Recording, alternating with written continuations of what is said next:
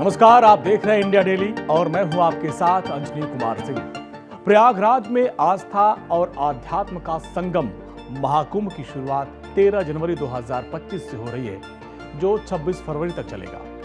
सनातन धर्म में कुंभ मेले का एक विशेष महत्व माना जाता है, लेकिन क्या आप जानते हैं कुंभ मेला क्यों लगता है, इसके पीछे की कहानी क्या है?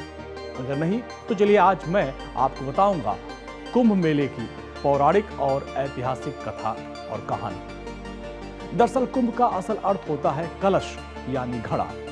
दरअसल कुंभ स्नान की कहानी भी एक अमृत के घड़े से जुड़ी हुई है। पौराणिक कथा के मुताबिक जब देवताओं और राक्षसों में अमृत की प्राप्ति के लिए समुद्र मंथन किया गया, मंथन से निकले अमृत कलश के देवताओं और असुरों में उसको पाने के लिए युद्ध छिड़ गया। इस दौरान देवराज इंद्र के पुत्र जयंत अपने पिता के इशारे पर अमृत कलश को उठाए और वहां से भाग गए। इस दौरान असुरों के साथ युद्ध हुआ और कलश से अमृत की कुछ बूंदें धरती पर 4 जगहों पर गिरी। पृथ्वी पर ये अमृत की बूंदें प्रयाग, हरिद्वार में प्रवाहमान गंगा नदी, उज्जैन की शिप्रा नदी और नासिक की गोदावरी नदी में गिरी। और यही वजह है कि इन चारों स्थानों पर कुंभ मेले का आयोजन किया जाता है।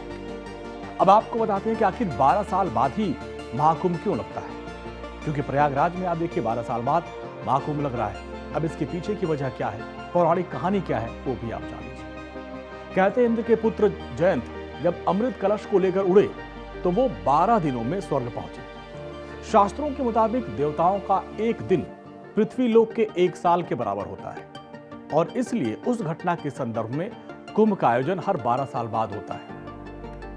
अब आपको महाकुंभ के ऐतिहासिक महत्व के बारे में भी बताते हैं। करीब 1400 साल पहले यानी 644 ईस्वी में सम्राट हर्षवर्धन के समय चीनी यात्री ह्वेनत्सांग आया था हिंदुस्तान, भारत आया था घूमने के लिए, और उसने अपनी किताब सी यूकी में लिखा कि देश भर के शासक धार्मिक और यात्रा में निकलते हैं, धार्मिक पर्व में दान देने के लिए प्रयागराज आते हैं।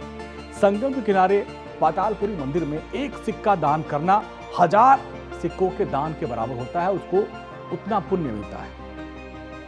प्रयागराज में स्नान करने मात्र से सारे पाप धुल जाते हैं, ये वर्णन किया है ह्वेनत्सांग ने। इसके साथ साथ सम्राट चंद्रगुप्त मौर्य की समय की बात करें यानी 302 ईसा पूर्व, उस वक्त भी यूनानी यात्री मेगास्थनीज भारत आया था। उसने भी अपनी किताब इंडिका में गंगा के किनारे लगने वाले महाकुंभ मेले का वर्णन किया है। अच्छा, इसके पहले आपको बताएं कि 1398 में समरकंद से आए विदेशी आक्रांता तैमूर लंग ने हरिद्वार में अर्धकुंभ मेले पर हमला किया था। उसने वहां पर जमकर लूटपाट की, नरसंहार कर दिया था। तैमूर लंग ने अपनी आत्मकथा तुझुक ए तैमूरी में इस बात का जिक्र किया है। तो देखा आपने कि महाकुंभ और गंगा स्नान का पौराणिक और ऐतिहासिक महत्व क्या है। कहते हैं महाकुंभ में स्नान करने से आपके सभी पाप धुल जाते हैं। तो आप भी 12 साल बाद प्रयागराज में जो महाकुंभ लग रहा है वहां जाएं, आस्था की डुबकी लगाएं और आस्था और आध्यात्म के इस अद्भुत संगम का आनंद लें। नमस्कार।